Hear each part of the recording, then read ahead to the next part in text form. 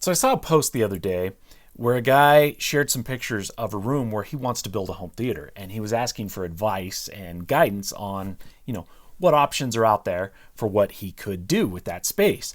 And it got me thinking, and I'm looking at these pictures and I'm imagining all of the possibilities and all of the potential of what he could do in this space. And the room looked fantastic. It was very open. And in the case of when he took the picture, there was only a couch and just a TV mounted on the wall. So it was an empty room, basically a blank canvas. And I'm thinking to myself, if that were my space, what would I do? And so he did not specify what his budget is that he's working with. And so I was thinking in my mind, okay, well, I could do, I could imagine doing like a budget build, maybe, or a mid-level build, or maybe something, kind of on a higher end, more expensive. And so I don't want to post his pictures online because he posted these on a closed forum, and I don't think that would be cool to share his pictures. So instead, what I've done is I've created, through the magic of Photoshop, a rendering of a space that is similar in dimensions and aesthetic to his room. So it's not his room, but it give you an idea of what we're looking at here. So to start off with, I'm thinking, okay, so the budget build, how many speakers would we put in a budget build? I'm thinking a 5.1.2. So 5 speakers on the bed layer, a subwoofer, and 2 height speakers. I think that would be very reasonable for an entry-level budget build.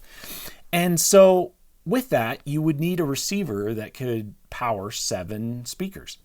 And I've always looked at receivers. I'm always looking at equipment. And so I kind of already had an idea of what, 7-channel receivers are available out there. But the one that, if this were my space, the one that I would go with would be the Denon AVR X1800H. Now, this video is not sponsored by Denon. In fact, it's not sponsored by anyone. So all of the manufacturers that I'm going to talk about, these are just brands that I have personally had experience with. And so it's not sponsored, basically. So if I were building out a 7-channel home theater, I would probably go with the Denon 1800. And it's very reasonably priced. You can get it for $750. So it's very, very reasonable for an Atmos-enabled receiver.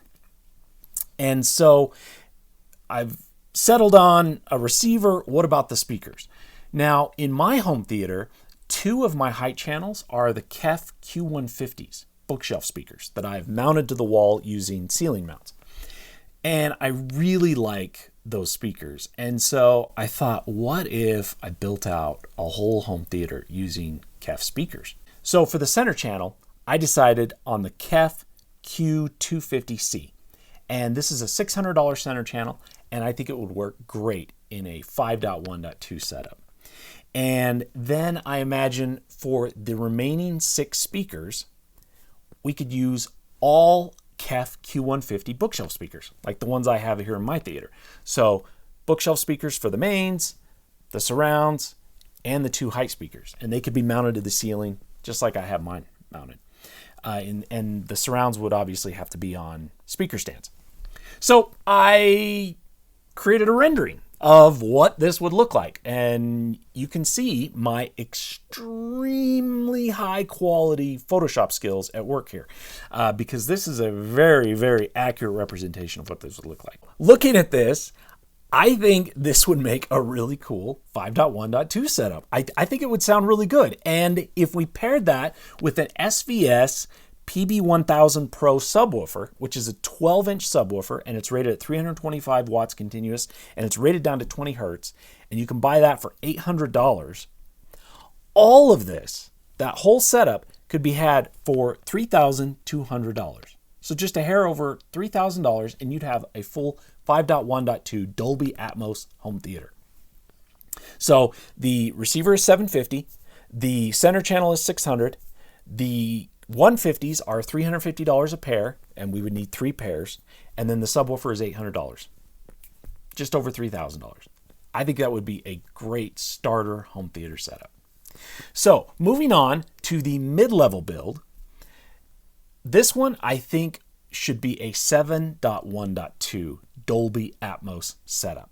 So it would be the same as the previous one, but we would be adding 2 rear speakers in addition. So 7 bed layer speakers and 2 height speakers. So 9 channels total. So for the 9-channel receiver, I chose the Marantz Cinema 50, which can be purchased for $2,500. And this receiver is rated at 110 watts per channel for 2 channels driven. So with all the channels being driven, it's going to be a little bit less than that, but that's kind of in the neighborhood. And for the center channel, I selected the KEF Q650C, which is an $800 center channel speaker. And for the mains, I went with floor standing speakers. And these are the KEF Q750s.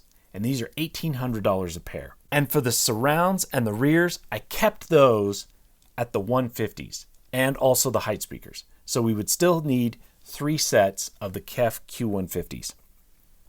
And then for the subwoofer, I upgraded that to the SVS PB2000 Pro, which can be had for $1,100. It's also a 12-inch sub, but it's rated at 550 watts continuous, and it's rated down to 19 hertz. So that whole setup could be had for $7,250, which I think that would make a fantastic mid-level home theater. I wish I could hear these systems. I'm just building them theoretically, but it'd be awesome to build them in real life and see how they sound. So for the third and final build, I'm going with a 7.1.4 setup. So 7 bed layer speakers, 4 height channels, and a subwoofer. 11 channels. I need an 11-channel receiver, and I chose the Marantz Cinema 30. This one costs $4,500, but it puts out 140 watts per channel, 2 channels driven, so a little bit less than that for all of the speakers being driven. And for the center channel, I selected the KEF R6 Meta. This is a $2,000 center channel, but it would be paired with the KEF R7 Meta, and those are $5,000 a pair. And for the surrounds and the rears, I decided to upgrade those from the 150s in the previous build to the 350s for this build. Those are $800 a pair. And then for the 4 height speakers, I keep those, the 150s. And then for the subwoofer, upgrade that to the SVS PB3000 Pro, which you can buy that for $1,600. So grand total for the third build, $15,400. Now that's a not insignificant sum of money. That is quite a bit of money. But if you're doing the work yourself, if you're installing this yourself, to get that level of a home theater for $15,000, I think that's a pretty good deal. If you enjoy home theater, that'd be pretty sweet. I wish I could hear that home theater, especially if he added in acoustic panels and then painted the walls a nice dark flat color. It'd be fantastic. And it was a really fun project for me to imagine, different budgets, different scenarios of what could be done in this space. And I just really enjoyed piecing all these together and figuring out, which speakers and receivers would match up and which sub would fit in with the scenarios. And so, yeah, this was a lot of fun. Thanks for watching.